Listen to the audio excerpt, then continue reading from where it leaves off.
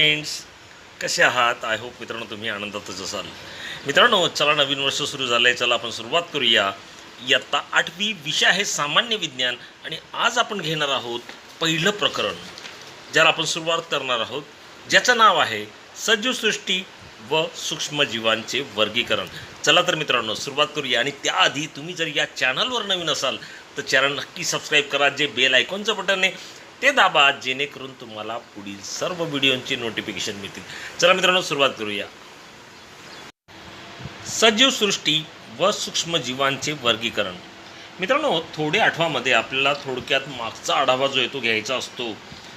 जो आपला मागील अभ्यास झाला आहे त्याच्यावर आधारित ते प्रश्न असतात, ते तुम्ही सहजपणे सोडवू शकाल, जेणेकरून तुमचा 7वीचा अभ्यास नेमका कसा झाला आहे तेही तुम्हाला कळेल. सजीवांच्या वर्गीकरणाचा पदानुक्रम कोणता आहे?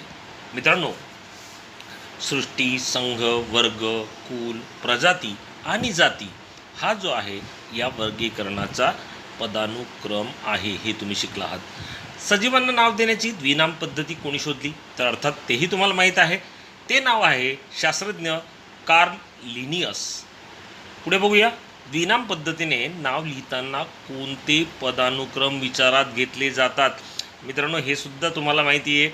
पहिला जी आहे, पहिली संज्ञा जी ती प्रजाती आणि दुसरी संज्ञा जी आहे जिला आपण जाती असे म्हणतो, आणि हाच पदानुक्रम लक्षात घेतला जातो. चला मित्रांनो, खऱ्या प्रकरणाकडे सुरुवात करूया. जैवविविधता व वर्गीकरणाची आवश्यकता. आता मित्रांनो, जर आपण पाहिलं, जैवविविधता ही आपल्या पृथ्वी तलावरती खूप मोठ्या प्रमाणात आहेत. आणि मित्रांनो, जैवविविधतेमुळेच इतर सजीव दुसऱ्या सजीवांवर अवलंबून आहे किंवा वनस्पती प्राण्यांवर अवलंबून आहेत, आणि प्राणी जी आहेत हे वनस्पतीवर अवलंबून आहेत. त्यामुळे याची आवश्यकता ती गरजेचीच आहे. त्याचप्रमाणे आपण जर बघितलं मित्रांनो, आपल्या पृथ्वीचा भौगोलिक प्रदेश, त्याचप्रमाणे काही जे प्राणी असतील त्यांचं अन्नग्रहण, संरक्षण, अशा विविध कारणांनी पृथ्वीवरील सजीवामध्ये अनुकूलन झालेलं आपल्याला दिसून येतं. अनुकूलन हा शब्द तुम्ही ऐकला आहे नाही का? अनुकूलन साधताना एकाच जातीच्या सजीवांमध्ये सुद्धा विविध बदल झालेले आपल्याला दिसून येतात. जर पूर्ण पृथ्वीचा विचार केला तर जवळजवळ 87 दशलक्ष जाती आपल्याला ज्ञात आहेत. अजून काही कदाचित वाढू असतील सुद्धा, परंतु जी ज्ञात आहे 2011 साली जी जनगणना केली गेली, गणना म्हणूया, जी केली गेली, त्यामध्ये 87 दशलक्ष जाती जे आहेत एवढ्या ज्ञात आहेत. म्हणजेच काय, ज्या लिव्हिंग थिंग्स ज्याला आपण म्हणतो थोडक्यात, मग त्यामध्ये प्राणी येतात, वनस्पती येतात, सूक्ष्मजीव येतात नाही का? या जाती किती आहेत? तर 87 दशलक्ष. मग मित्रांनो, एवढा जर सजीवांचा अभ्यास करायचा असेल तर तो कसा शक्य आहे? मग त्याची जी आहे ही गटात विभागणी केली जाते. आणि ती गटात विभागणी जर झाली, मग मित्रांनो त्याचा अभ्यास करणं जे ते सोयीचं होऊ शकतं. त्यामुळे आपल्याला असं म्हणता येईल, सजीवांचा अभ्यास करण्यासाठी वर्गीकरणाची आवश्यकता जी आहे ती भासली. मग मित्रांनो, हे वर्गीकरण नेमकं कसं करायचं? तर त्याचेसुद्धा अनेक प्रकार आहेत. मग त्यामध्ये प्रामुख्याने काही सजीवांमध्ये साम्य असतं, तर काही सजीवांमध्ये फरक असतो. हा साम्य आणि हा फरक लक्षात घेऊन त्याचे गट करण्यात आले, त्याचे पुन्हा उपगट करण्यात आले, पुन्हा त्याचे गट झाले, असे अनेक प्रकार जे आहेत ते तिथे वापरण्यात आले, आणि त्यापासून मग वर्गीकरणाला सुरुवात झाली. सजीवांचे गट व उपगट बनविण्याच्या या प्रक्रियेलाच आपण थोडक्यात जैविक वर्गीकरण असे म्हणतो. आता मित्रांनो, जैविक वर्गीकरण हे जे आपण शिकत आहोत, त्यासाठी जर बघितलं आपण मित्रांनो,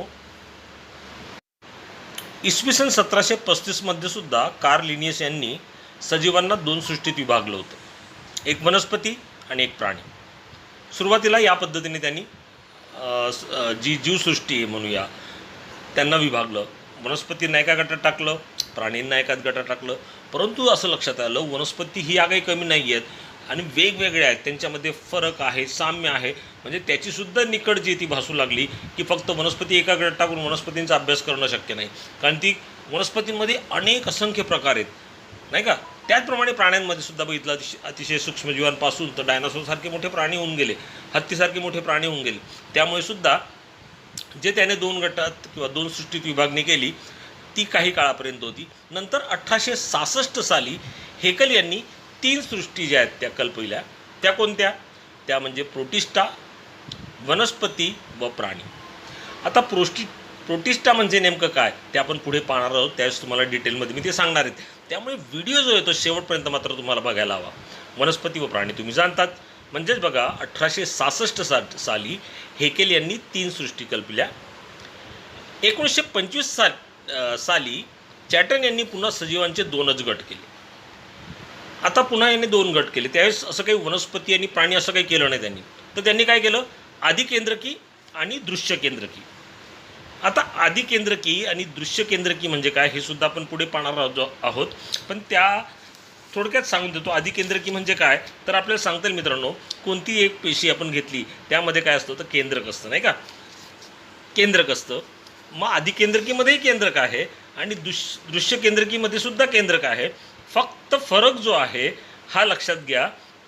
आदिकेंद्रकीमध्ये पेशीमध्ये जे आहे पट्टलबद्ध केंद्रक जे आहे हे नसतं आणि दृश्य केंद्रकीमध्ये जे न्यूक्लियस केंद्रकाच्या बाहेरचं जे पट्टलबद्ध केंद्रक असतं किंवा पटल जे आहे ते असतं. हाच त्याच्यामधला खरा फरक आहे आदिकेंद्रकी आणि दृश्य केंद्रकीमध्ये.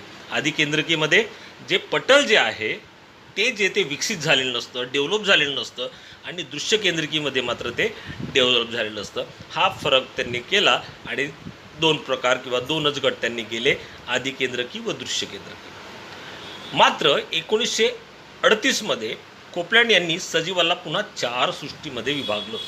ते कोणते आहेत बघा तर मोनेरा, प्रोटिस्टा, वनस्पती व प्राणी. पुन्हा 4 गट झाले आणि त्याचा अभ्यास सुरू झाला, त्याचं वर्गीकरण सुरू झालं.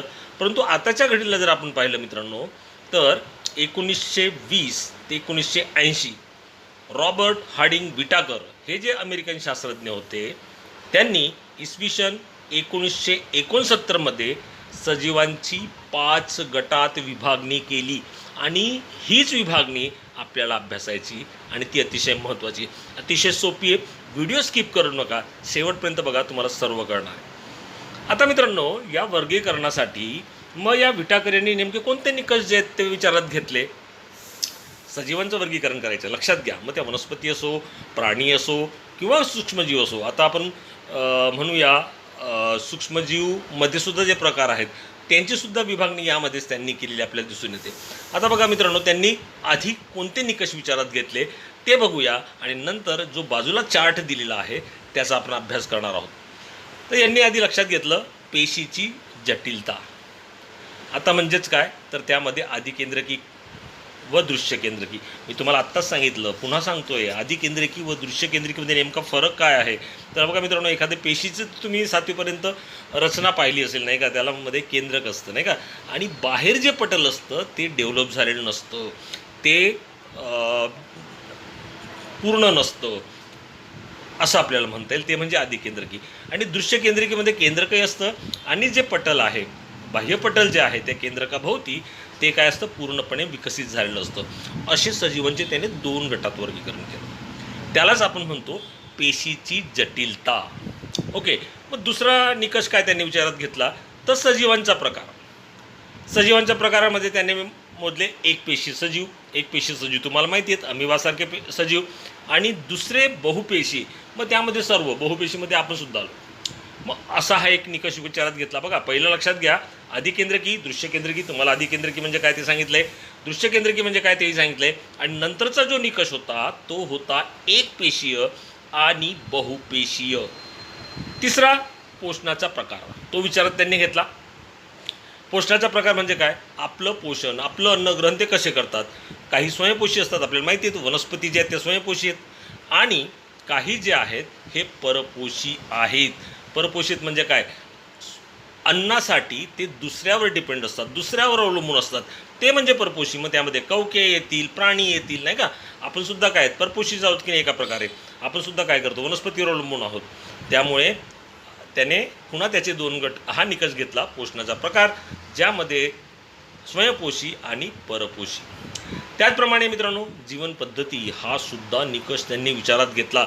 त्यामध्ये त्यांनी उत्पादक कोण आहेत वनस्पती, भक्षक कोण आहेत प्राणी पुन्हा याचं विघटन कोण करतं? कवके, नाही का? विघटक, कवके म्हणजे त्याने उत्पादक, भक्षक आणि विघटक यामध्ये ही जीवन पद्धतीमध्ये सुद्धा त्याचं वर्गीकरण आपल्याला दिसून येतं. आणि वर्गानुवंशिक संबंध आधी केंद्रकी, दृश्य केंद्रकी. आता मित्रांनो वळूया आपण, हा जो नेमका त्याने टेबल तयार केला आहे तो कसा तयार केला आहे? तर सजीवांना आधी विभागलं गेलं आधी केंद्रकी आणि दृश्य केंद्रकीमध्ये. ते आपण बघूया, 2 मिनटं जरा. आधी केंद्रकी आणि दृश्य केंद्रकी सजीवांच्या पहिल्यामध्ये वर्गीकरण केलं गेलं आधी केंद्रकी, दृश्य केंद्रकी. आधी केंद्रकी म्हणजे मी तुम्हाला सांगितलंच आहे, आधी केंद्रकी म्हणजे केंद्रकाचा बाहेरचा जो पटल आहे ते डेव्हलप झालेलं नसतं, ते विकसित झालं नसतं, त्यामध्ये त्याने गट टाकला. आणि दुसरं दृश्य केंद्रकी म्हणजे केंद्रक का बाहेर पटल असतं, काही अंगकीसुद्धा त्यामध्ये असतात, असे 2 गट केले. मग आधी केंद्रकीमध्ये पुन्हा मित्रांनो त्याने कोणाला टाकलं तर एक पेशीय. मग दृश्य केंद्रकीमध्ये त्याने मात्र 2 गट केले, एक पेशींचा केला आणि दुसरा केला बहुपेशीयांचा. हे तुमच्या लक्षात असू द्या. बघा मित्रांनो, साधी विभागणी आहे ती आपण बघूया पुन्हा एकदा. सजीवांचा आधी केंद्रकी व दृश्य केंद्रकीमध्ये त्याने विभागणी केली. आधी केंद्रकीमध्ये पुन्हा त्याने उपगट केला, एक पेशीय, एकच उपगट होता, एक पेशीय. दृश्य केंद्रकीमध्ये मात्र काही एक पेशीय पण टाकले आणि काही बहुपेशीय सुद्धा टाकले. आणि नंतर मित्रांनो आधी केंद्रकीमध्ये जर आपण बघितलं तर एक पेशीयमधील जे प्राणी आहेत त्यांना नाव काय दिलं? अर्थात ती सृष्टी आहे, मोनेरा. आता मोनेरा हे काही एखाद्याचं नाव नाही आहे, तर मोनेरा सृष्टीमध्ये जे घटक येतील किंवा जे सजीव येतील त्यांना त्याने काय म्हटलं? मोनेरा. हे लक्षात घ्या. आता मोनेराचं जर आपल्याला उदाहरण बघायचं असेल तर मोनेराचं उदाहरण काय आहे? तर आपल्याला बरेच उदाहरणं जे आहेत ते आपल्याला मोनेरा या गटामध्ये देता येतील, नाही का? जीवाणू जे आहेत, नाही का, लॅक्टोबॅसिलाई जीवाणूसारखे जे जीवाणू आहेत ते मोनेरा गटात येतात. मग हे मोनेरा एक पेशी आहेत, ते आधी केंद्रकी आहेत आणि ते काय आहेत? सजीव आहेत. थोडक्यात काय, मोनेरा ह्या सृष्टीचं नाव आहे. मग ते जे जीवाणू जेही असतील त्यामध्ये असणारे बरेचसे असे जीवाणू आहेत की जे यामध्ये असतात, मोनेरा गटामध्ये असतात, ते असं आपल्याला सांगता येईल. आता दृश्य केंद्रकीमध्ये आपण बघूया. दृश्य केंद्रकीचे पुन्हा त्याने 2 गट केले. त्यामध्ये एक पेशी म्हणजे ज्यामध्ये फक्त एकच पेशी कार्य करते, एकच पेशीचा तो बनलेला असतो, त्या सजीवांना टाकलं आणि त्या सृष्टीला नाव दिलं प्रोटिस्टा. हे लक्षात घ्या. आता मित्रांनो तुम्ही म्हणणार मोनेरामध्ये सुद्धा एक पेशी आहेत, प्रोटिस्टामध्ये सुद्धा एक पेशी आहेत. मग यांच्यात फरक काय? याला मोनेरा का, याला प्रोटिस्टा का? तर अर्थातच ज्या मोनेरा गटातील जे सूक्ष्मजीव आहेत ते आधी केंद्रकी आहेत, त्यांचं पटल जे हे विकसित झालेलं नाही आहे. प्रोटिस्टामधले जे सजीव आहेत हे सुद्धा एक पेशी आहेत, परंतु ते दृश्य केंद्रकी आहेत. त्यांच्यामधलं जे पेशी पटल आहे ते विकसित झालेलं आहे. हा फरक आहे मोनेरा आणि प्रोटिस्टामधील. हे तुमच्या लक्षात आलं असेलच. आता आपण बोलूया बहुपेशी. आता दृश्य केंद्रकीमध्ये मित्रांनो पुन्हा बहुपेशी त्यांनी सांगितलं आहे, ते आपण बघणार आहोत. ओके. आता बहुपेशीमध्ये काय, तर एक पेशी म्हणजे ज्या सूक्ष्मजीव फक्त एकाच पेशीत, एक पेशीपासून तयार झाला आहे त्याला आपण म्हणतो एक पेशी. बहुपेशी म्हणजे काय? जास्त पेशी, एकापेक्षा जास्त पेशी, नाही का? मल्टीसेल्युलर आपण ज्याला म्हणतो इंग्रजीमध्ये.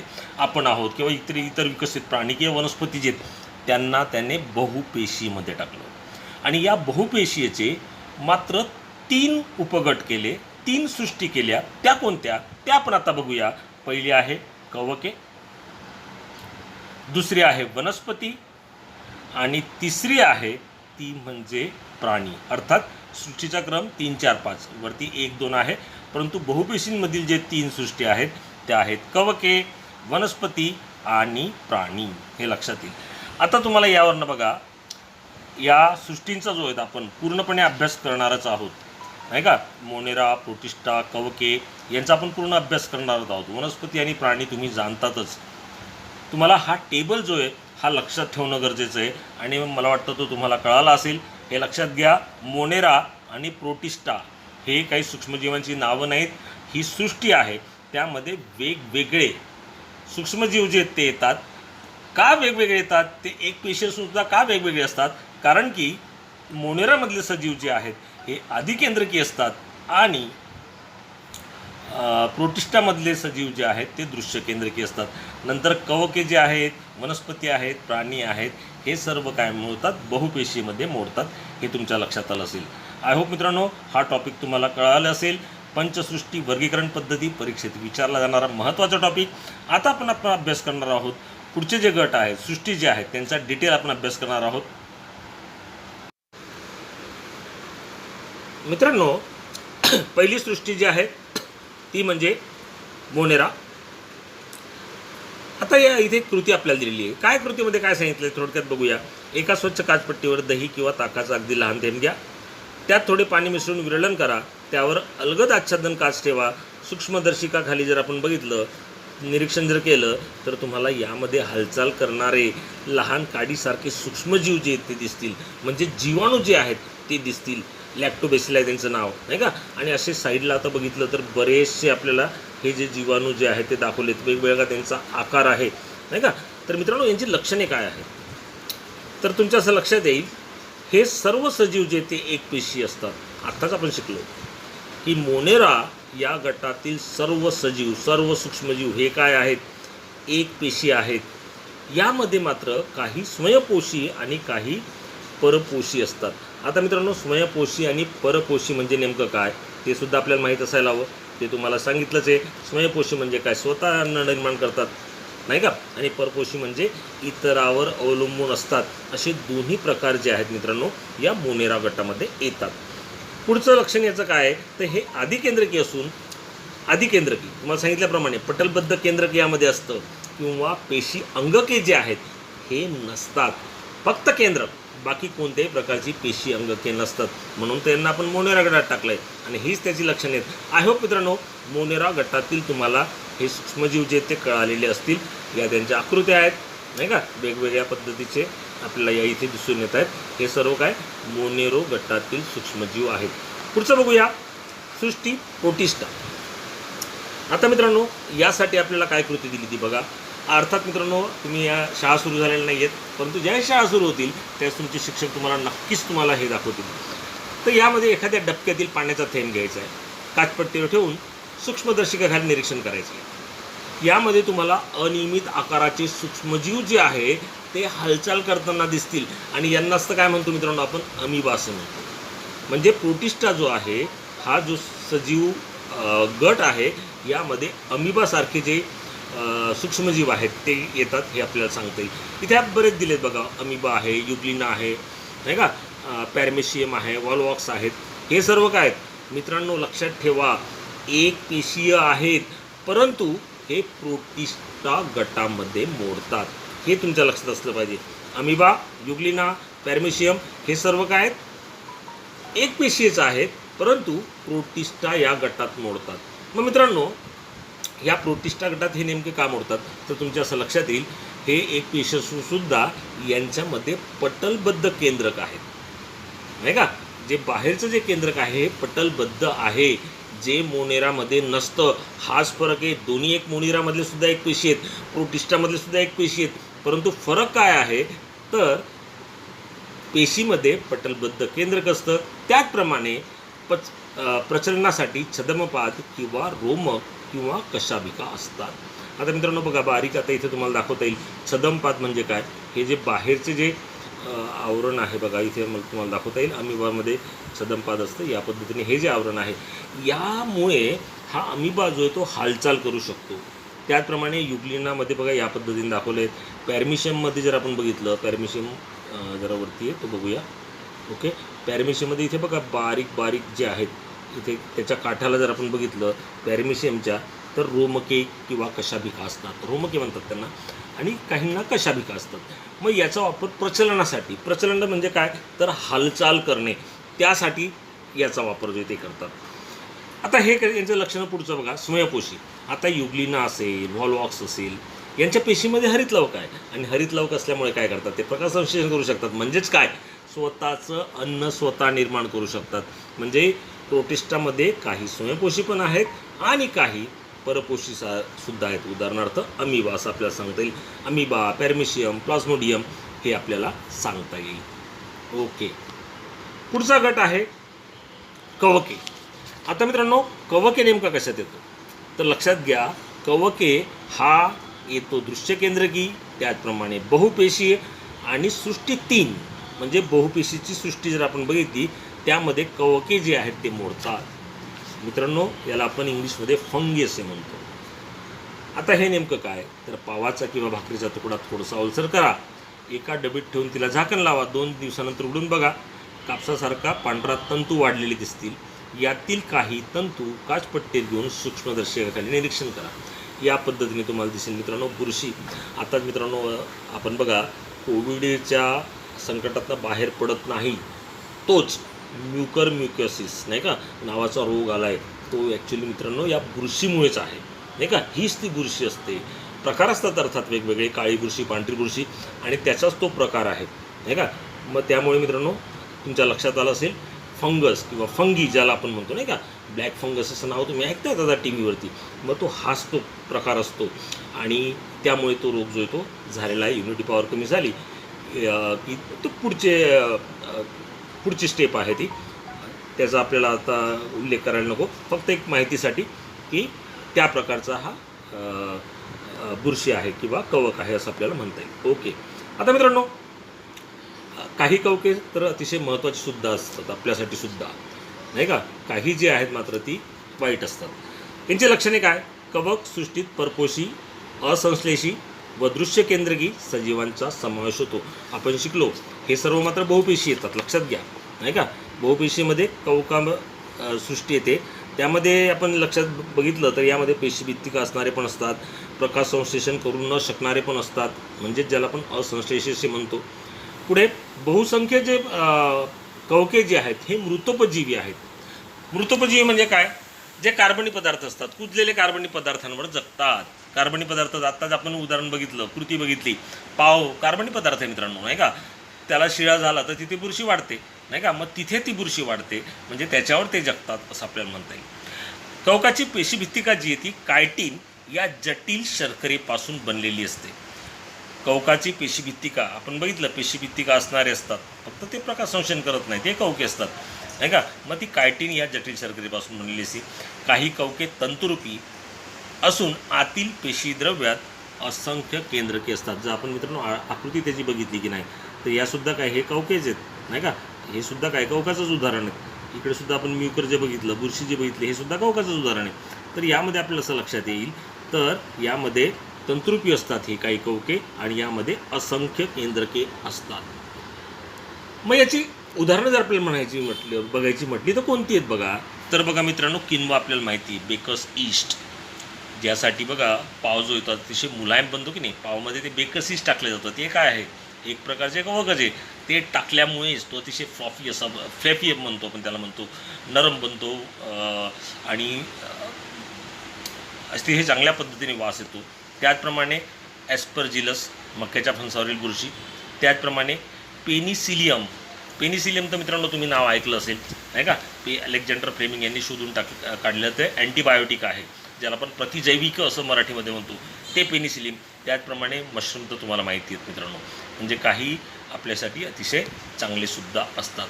या विटीकरणाने वर्गीकरणाच्या पद्धती मांडल्यात. आय होप मित्रांनो तुम्हाला या पद्धती कळाल्या असतील. तुमचा रिप्लाय मला नक्की कळवा, तुमच्या कमेंट्स नक्की कळवा. धन्यवाद. आणि चॅनलवर जर नवीन असाल तर चॅनल नक्की सबस्क्राईब करा, कारण की पुढील व्हिडिओ मिळण्यासाठी तुम्हाला नोटिफिकेशन मिळतील, त्यामुळे बेल आयकॉनचे बटन दाबा. धन्यवाद. Good bye. थँक्यू.